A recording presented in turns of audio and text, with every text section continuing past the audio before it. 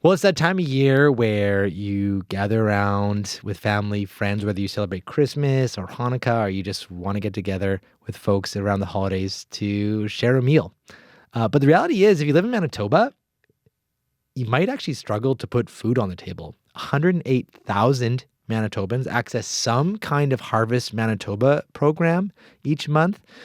So it's not an easy go if you are trying to put food on the table. Things are expensive these days, and it's not been getting any easier for folks. So today, that's what we're talking about. We're talking about food here on This Is Manitoba. And today on the show, we're going to talk about the people. We're going to talk to the people, actually, who use food banks to hear what their concerns are and what got them to this point. There's a new report out from Harvest Manitoba. It shows 68% of food bank clients in our province are women. 1 in 10 rely on old age security and other social assistance benefits. And CBC's Marcy Markusa, she actually met 3 people who are living examples of some of these statistics. And she visited the Winnipeg Avenue Distribution Center last week at Harvest Manitoba. And she came into the studio and told Emily Brass about the people that she spoke with. How did you come to speak with food bank users as well? Well, people may know this, but I mean, twice a month they actually do have a small food bank that happens in this space sort of in front of the warehouse. And it's for people that live in the immediate neighborhood. So we're talking Notre Dame and McPhillips. They serve about 100 people every month that come in with what they can. And the day that I was there, they had wire shelves and they had items that day like canned green peas. They had some fresh items like tomatoes, some boxes of pancake mix, chickpeas, for example. I wasn't there long before I met someone, though, who the main part of her income is old age security. Her name is Debbie Andrich, and she was sitting there having a coffee. She had this cute little winter toque on her head, and people watching on YouTube will see that with little flaps. And she had a pin on her hat that said joy, and she was just smiling.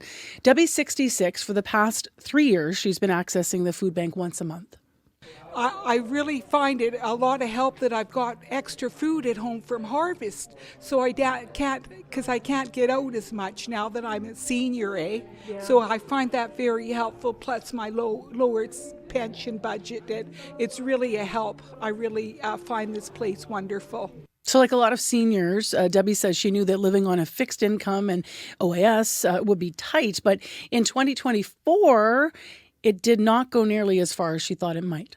No, it didn't. But like I say, this helps a lot. Like I'm eating quite healthy and well because of the Harvest. They always have like eggs, and they usually have vegetables, and sometimes they have fruit, and not always bread, but sometimes we get bread, and then we always get cereal, like I say, eggs.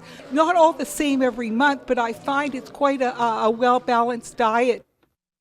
Did she say sometimes we get bread? Yeah, it's perspective, right? It's kind of a reminder, at least for me it was, to those of us who have, money for food. It's something you take for granted. Mm-hmm. And who else did you meet? Well, we've been mentioning that 68% of food bank users, clients in the province are women. So Hawa Fabula is one of them. And she's actually in the sandwich generation. So for people listening, you know what that means. You're caring for parents, you're caring for children. But imagine now you have extreme financial stress on top of that. And all those responsibilities. So Hawa had her hood pulled up over her ears. She had a few bags of items from the food bank sitting at her feet. I actually didn't think she would talk to me, but then she said, please come and talk with me. She is 40 years old. She has an 18-year-old son. They live with their parents. But as you'll hear, after her mother fell outside and then suffered a back injury, Hawa couldn't keep up with all of the needs. So she lost her job, and then she went from being a cleaner to being a caregiver. I'm not working. I take care of my mom. Is sick. I cannot work. And no job. That's why I come here. What's wrong with your mom? I cannot move. Her legs, so something she can't walk. So what were you working at? What were you doing? I was cleaning. So you're actually in a tough situation because you have chosen to become a caregiver. Yeah.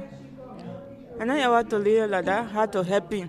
How difficult is it to be in this situation? It's hard. So hard. I want to go to school. I want to get a job. No, because my mom. It's priorities, right? It's your family. Howard told me a friend told her about Harvest and said it might help you. And so she has been getting help from the food bank now, but it's been about 5 years. She's been dealing with this situation. She also said her mom wants to return to Africa now, where she is from, but she's emotionally dealing with those conversations now on top of taking care of her ailing parent as well. So she's having a challenging time right now. Yeah, sounds difficult. So what about the two big things we often hear about these days when it comes to the economy? The price of housing, inflation. Did anyone raise those as factors and that might have led them to need the food bank? Well, you're right. I mean, in Harvest's new report, it says that full 45% of all food bank users in Manitoba are concerned with affordable housing options. And they actually want Harvest to look to help them. So it's kind of pushing Harvest to say, all these things are connected.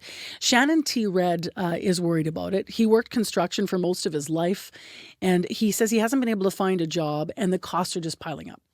The price of gas, the price of energy, heat, couldn't afford to keep up with my rent because the food prices are so high. It's you either pay rent or starve. So, How much money do you have left at the end of after you pay your rent? zero. So, maybe $20, $30, and that's enough to get a few loaves of bread and some butter. But then after about 4 days, now what are you going to do about the rest of the month?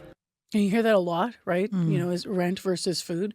But when you really think about that, being left with $20 at the end of the month. Shannon's 48. He's on unemployment insurance. He too was laid off like Howa, and he was layered up to fight the cold. He had his hood up over his baseball cap. He was in picking up a couple items from the food bank. I asked him, though, about the choice. What is it actually like to make that choice between food and rent? I'd rather have a warm place to stay than freeze to death. But I can survive longer without food, but I can't survive without shelter, so that's the number one priority. So that causes cutting costs, cutting corners, smaller meals, eating thriftily. How many years have you been had to live like that? I would say for the past 5 years I've been doing this. It's allowed me to continue surviving. He was talking about eating thriftily there. He told me when he gets eggs, for example, like he'll cook them, he pickles them in leftover pickle juice, and that's what he eats. It'll sustain him for a week. He says he appreciates, though, that Harvest offers whole foods when they have them to people, and then he can kind of use raw ingredients and make what he can and then cook and freeze things and just have them last longer. Talk about having to stretch things. How hard was it for him to reach out and get help like that? I wondered that, so I asked him, and I have to say I really loved his response. You'll hear why. It doesn't bother me at all because it doesn't matter who you are in life. Everybody's going to need help, whether it's mentally, socially, economically, physically. When you get older, you're going to need help to get around. When you're out of work, you're going to need help with food. So everybody needs help one way or the other someday. So it doesn't bother me because if I can get the help that I need now, maybe I can help others when they get older and they need help. So in turn, as a community, we can all work together. For instance, if someone who is rich is having mental problems, there's people to help them through. There's people that are hungry. There's people to help them. The point is, we're all helping each other in a community. He's not wrong, of course. We're all one step away from needing a hand in life. But I have to say it was sort of a moment when, Shannon was there at the food bank in a moment of need himself, with a mic in front of his face and taking a moment to highlight that, he's ready to give back as well, and that we're all, neighbors in one community. And of course, that's what Make the Season Kind is all about. Yeah, helping one another. Thank you so much, Marcy. You're welcome.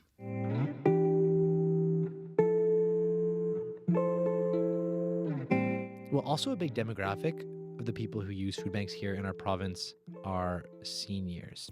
And those who run the Andrews Street Family Center in the North End say the issue is getting worse due to the lack of affordable housing and limited fixed income for folks. So CBC's Jim Agapito spoke with Executive Director Dilly Knowl, and she says that her older clients can barely afford just basic food staples. We serve 60 people to 70 people ampers every day, and I bet you half of them are seniors. They come in and it depends what we get. So sometimes they'll have a nice big bag and sometimes just a few things in the bag. The stuff we've been getting a lot of fruit and vegetables, which is nice because that's one thing that's very expensive and usually they don't get that. The seniors are really getting hit hard. Housing is getting crazy, and if they were in their home, they really can't afford their home. But I know there's some of our seniors that were eating cat food.